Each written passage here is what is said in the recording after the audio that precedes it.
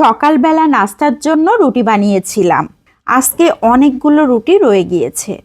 সকালবেলা তেমন কেউ রুটি খায়নি, এজন্য আজকে এতগুলো রুটি বেঁচে গিয়েছে। সন্ধ্যায় যখন নাস্তা তৈরি করব তখন ভাবলাম যে কি তৈরি করি, বাসায় তেমন কিছু ছিলও না হাতের কাছে। এই জন্য ভাবলাম যে এতগুলো রুটি যখন রয়ে গিয়েছে, রুটি দিয়ে এমন কিছু একটা তৈরি করে দিই, রুটিগুলো শেষ হবে, আবার সবাই মজা করে খেতেও পারবে। তো আমি সবগুলো রুটি নিয়ে নিয়েছি। রুটিগুলোকে ভাঁজ দিয়ে তারপর এইভাবে চিকুন চিকুন করে কেটে নিলাম। সবগুলো রুটি আমি একই রকম সাইজ করে কেটে এভাবে ছাড়িয়ে নিয়েছি। দেখেই বোঝা যাচ্ছে কত সুন্দর হয়ে গিয়েছে। এখন একটা সাইডে রেখে দিয়েছি।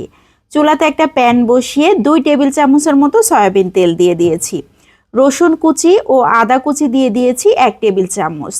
খুব ভালো করে নেড়ে ভেজে নিচ্ছি। যখন সুন্দর একটা স্মেল বের হয়েছে তখন দিয়ে দিচ্ছি 1 কাপের মতো পেঁয়াজ কুচি। পেঁয়াজ কুচিটা একটু বেশি পরিমাণে দিলেই খেতে ভালো লাগবে। খুব ভালো করে নেড়ে চেড়ে নিচ্ছি। পেঁয়াজটা যখন একটু নরম হয়ে গিয়েছে তখন দিয়ে দিচ্ছি আধা কাপের মতো গাজর কুচি। কয়েকটা কাঁচামরিচ দিয়ে দিয়েছি। মরিচটা বুঝে দিতে হবে, যে যেমন পছন্দ করেন। বেশ কিছুক্ষণ ধরে নেড়ে চেড়ে এখন আধা চা চামচ লবণ দিয়ে দিয়েছি। আবারও বেশ কিছুক্ষণ ধরে নেড়ে চেড়ে নিচ্ছি। গাজরটা যখন একটু নরম হয়ে গিয়েছে সে পর্যায়ে দিয়ে দিচ্ছি ক্যাপসিকাম। এখানে আমি 3 ধরনের কালারের ক্যাপসিকাম নিয়ে নিয়েছি, আমার হাতের কাছে ছিল এজন্য। তবে 1 কালারের ক্যাপসিকাম নিলেও হবে।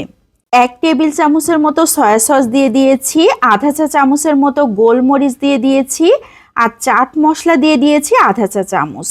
খুব ভালো করে নেড়ে চেড়ে এখন একটা রাজহাঁসের ডিম নিয়ে নিয়েছি। আমার হাতের কাছে রাজহাঁসের ডিম ছিল, এজন্য আমি রাজহাঁসের ডিম ব্যবহার করেছি। তবে যে কোনো ডিমই ব্যবহার করা যাবে।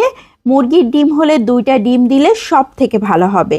রাজহাঁসের ডিম একটু বড় টাইপের হয়, এজন্য আমি একটা ডিম ব্যবহার করেছি।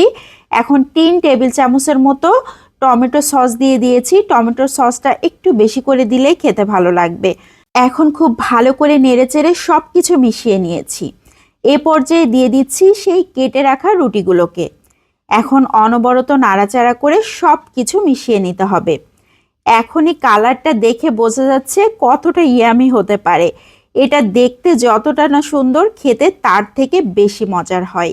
কেউ চাইলে এখানে চিকেন, চিংড়ি মাছ এগুলো অ্যাড করতে পারেন, তাহলে টেস্ট কিন্তু আরও বেড়ে যাবে।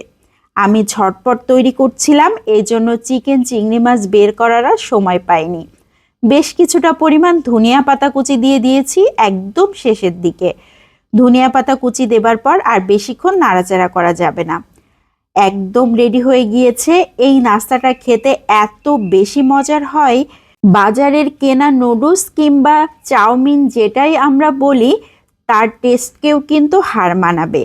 এই বাসি রুটি দিয়ে তৈরি এই নাস্তাটা খুবই মজার। আমার বাসার সবাই তো খুব মজা করে খেয়ে নিয়েছে।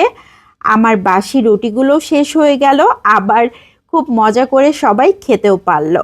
তো কেমন লাগলো সবাই লাইক ও কমেন্টের মাধ্যমে অবশ্যই জানাবেন। ভালো লাগলে বেশি বেশি করে শেয়ার করে দিতে পারেন।